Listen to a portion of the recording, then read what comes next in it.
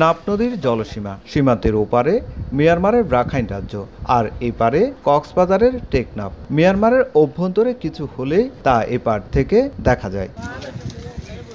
সীমান্তের ওপারে ধোঁয়ার কুণ্ডলী এপার থেকেই দেখা যাচ্ছে। শুধু তাই নয়, ক্ষণে ক্ষণে মিয়ানমারের আকাশে উঠছে উড়োজাহাজ ও হেলিকপ্টার। 2 মাস আগেও টানা সংঘর্ষের পর মাঝে কিছুটা সময় উত্তেজনা শূন্যে থাকলেও হঠাৎ করে সোমবার দিনভর থেমে থেমে গোলাগুলির শব্দ শুনতে পান বাসিন্দারা।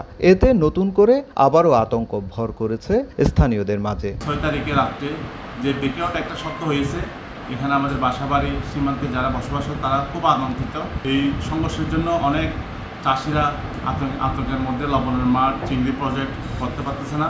মিয়ানমারের সংবাদ মাধ্যম ইরাবতী বলছে, রাখাইন রাজ্যের উত্তর মংডু টাউনশিপে মিয়ানমারের সীমান্তরক্ষী বাহিনী বিজিপির একটি সদর দপ্তর আরকান আর্মি দখল করে নিয়েছে। বিকাশে কম খরচে ক্যাশ আউটের লিমিট বেড়ে 50,000, প্রিয় এজেন্টও 2টা। এরই মধ্যে নাপ নদী পেরিয়ে নতুন করে বাংলাদেশে পালিয়ে এসেছে মিয়ানমার সীমান্তরক্ষী বাহিনী বিজিপির অন্তত 130 জন সদস্য। তবে টেকনাফের হোয়াইকং থেকে শাহপুর দ্বীপ পর্যন্ত নাপ নদী এলাকা এবং সীমান্ত সড়কে টহল জোরদার করেছে বিজিবি ও কোস্টগার্ড। সুজাউদ্দিন রুবেল, সময় সংবাদ, কক্সবাজার।